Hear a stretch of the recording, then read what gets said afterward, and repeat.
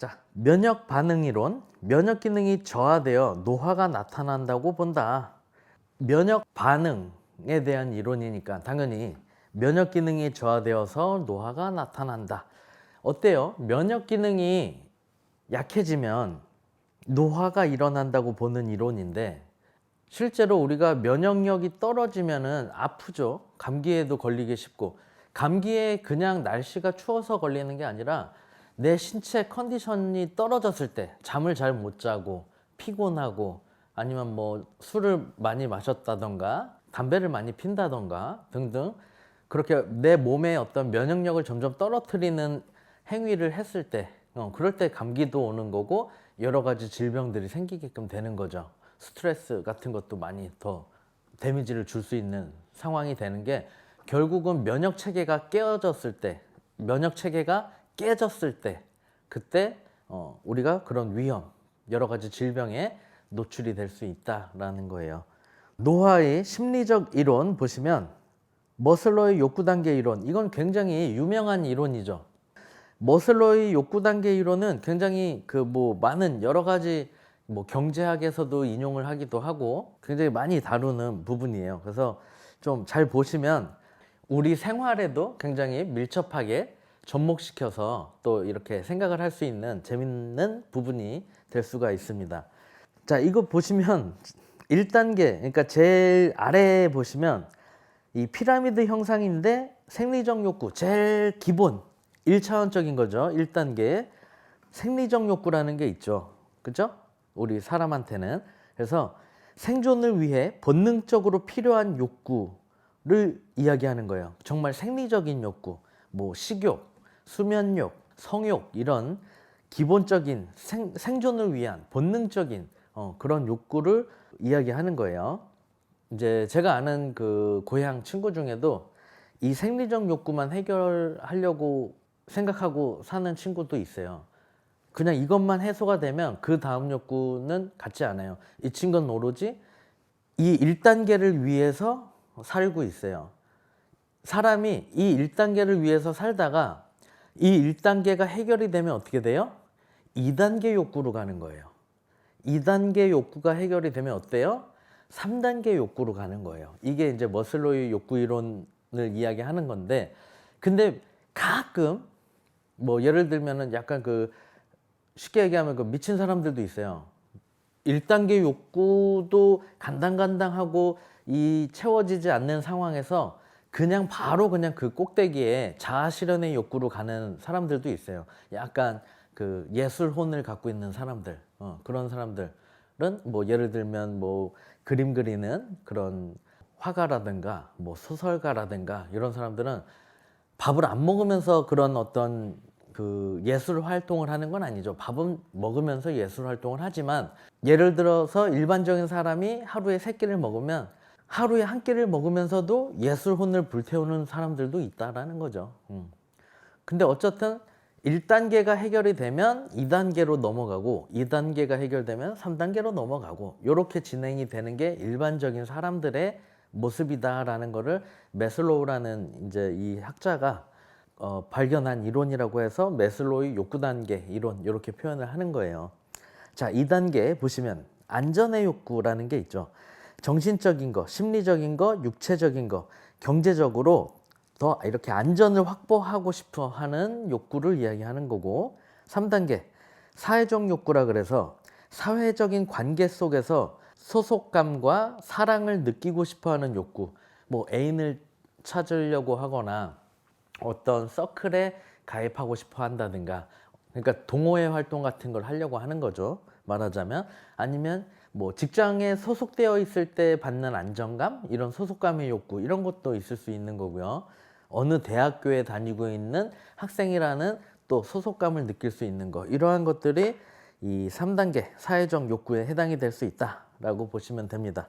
그리고 이제 4단계는 존경의 욕구, 주변으로부터 인정과 존경을 받고자 하는 욕구가 이 4단계 욕구라고 보시면 되죠. 제가 아는 이제 굉장히 친한 형님이 있는데 굉장히 부자예요. 우리가 이야기하는 부자. 돈이 많아요. 집도 한 60억 개 팔아라 해도 60억에 안 판다. 그냥 눌러 앉아서 살고 있고 뭐 이런 분인데, 당연히 막 그런 좋은 차들, 포르쉐 뭐 이런 것도 막 똑같은 포르쉐 911 터보 차인데 검은색도 있고 크림색도 있고 뭐 이런 식으로 뭐 하여튼 자기가 원하는 그런 자동차도 여러 개를 갖고 있고 하여튼 등등 돈이 많은 분이에요. 근데 이분이 굉장히 크게 어떤 사업을 막 계속 벌이시고 추진하고 이런 걸 제가 이제 옆에서 보면서, 아니 형님은 왜 이렇게 열심히 자꾸 사업을 이렇게 하시냐, 이거 안 해도 평생 먹고 사는데 지장 없지 않으십니까? 이렇게 물어본 적이 있어요. 그랬더니 그러시더라고요. 아버지한테 인정받고 싶어서. 그러니까 사람이 그런 욕구가 굉장히 큰 거 같아요. 저는 이제 개인적으로 그 형님을 보면서 그런 생각이 많이 들었어요. 아, 사람은 정말 인정의 욕구가 크구나.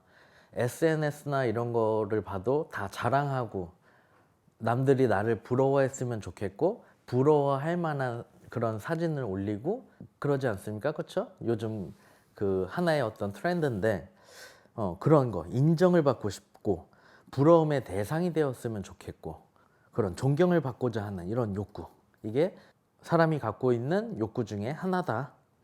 자, 5단계 이제 끝판왕이죠. 5단계 자아 실현의 욕구. 지속적인 자기 발전과 창조적인 생활을 도모하고자 하는 욕구. 이게 끝판왕입니다. 제가 여기에 많이 해당되는 것 같아요. 자아 실현의 욕구. 지속적인 자기 개발을 하고 싶어 하고 창조적인 어떤 생활을 계속 이렇게 하려고 하는 그런 욕구. 그래서 어떠한 유튜브 영상 강의 같은 걸 만들어 볼까? 사람들은 어떤 걸 필요로 하고 어떤 걸 궁금해 할까? 예를 들어서 뭐 발목 통증이 있을 때 어떻게 해야 돼요?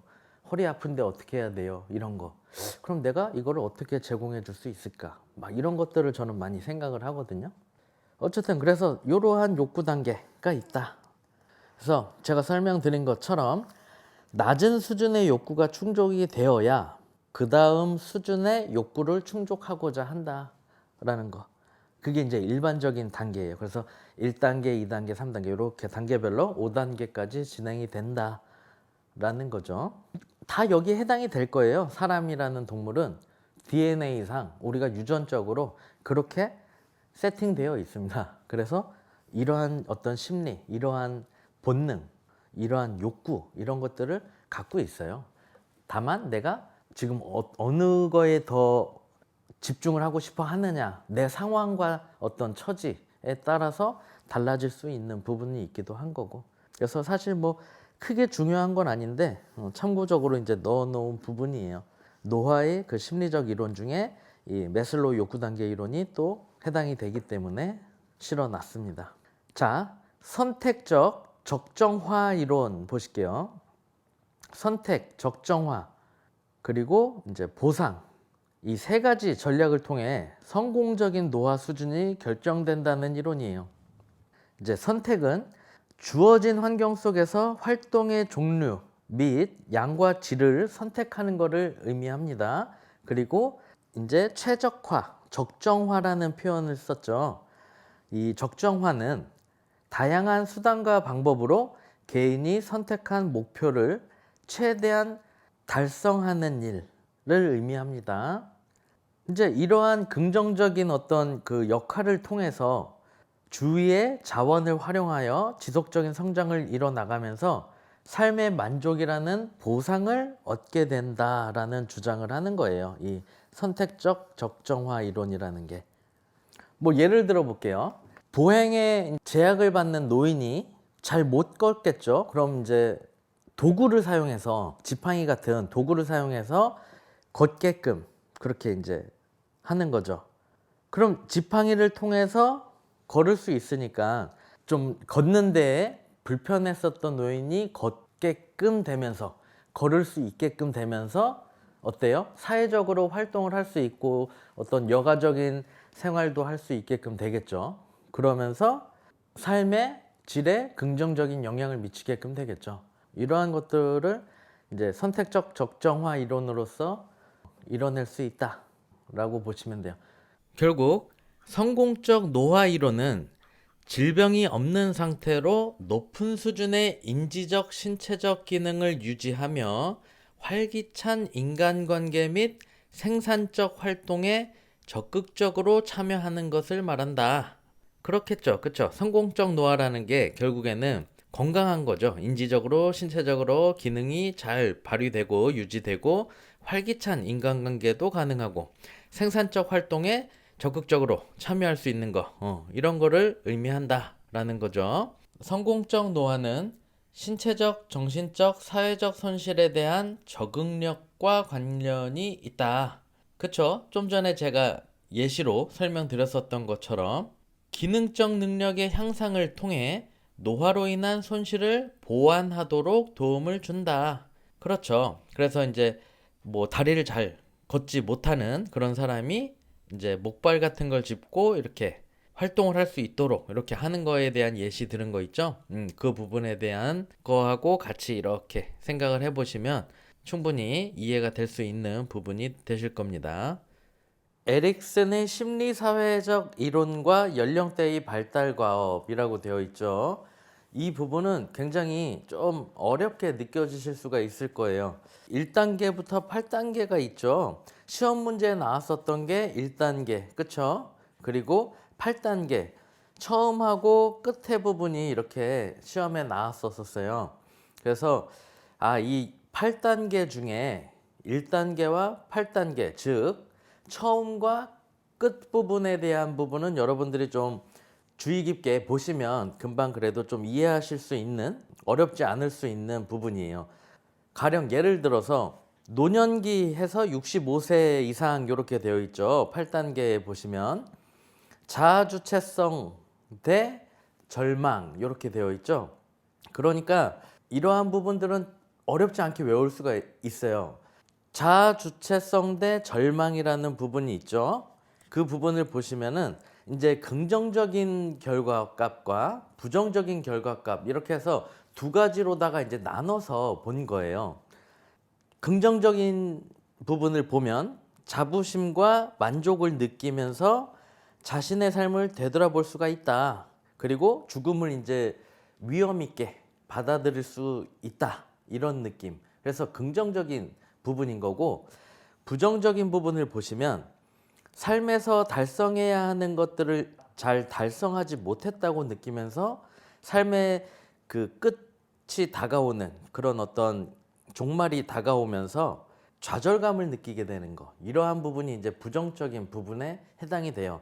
그렇기 때문에 이러한 긍정적인 결과와 부정적인 결과를 이렇게 대립해서 설명하는 게 자주체성 대 절망 이렇게 되어 있는 거예요. 이해가 좀 되시죠? 이렇게 이야기를 해드리니까. 그래서 그러한 부분인데 이러한 내용을 다 또 이렇게 보시면서 지나가려고 하면은 너무 좀 광범위할 수 있으니까, 그래서 그냥 간략하게 이 정도만 책에다가 실어 놓은 거예요. 그치만 제가 조금 또 이제 궁금해 하실 수 있는 분들도 계시기 때문에 설명은 조금 더 해 드릴게요. 여러분들이 뭐 필기를 옆에다가 해 두시던가 아니면은 뭐 노트에다가 따로 적어 두시면 될 것 같아요. 아니면 그냥 한 문제 그냥 버린다라고 생각하고 넘어가셔도 괜찮고요. 여기서 많은 힘을 뺄 필요가 없다. 저는 그렇게 생각을 합니다. 제가 여러분들한테 항상 많이 강조하는 게 뭐예요? 만점을 목표로 하지 않는다. 그쵸? 좀 복잡하거나 시간을 많이 잡아먹거나 좀 어렵다라고 느껴지는 부분은 과감하게 버린다라는 거죠. 그리고 우리가 맞출 수 있는, 충분히 조금만 공부하면 맞출 수 있는 부분에서 점수를 획득하자. 제 책에 나와 있는 거 정도 이렇게 간결하게 되어 있는 거를 외우시면 좋고, 아니면 한 문제 버린다라고 생각하고 그냥 다른 문제에 집중을 하시는 것도 괜찮다. 그렇게 생각을 합니다.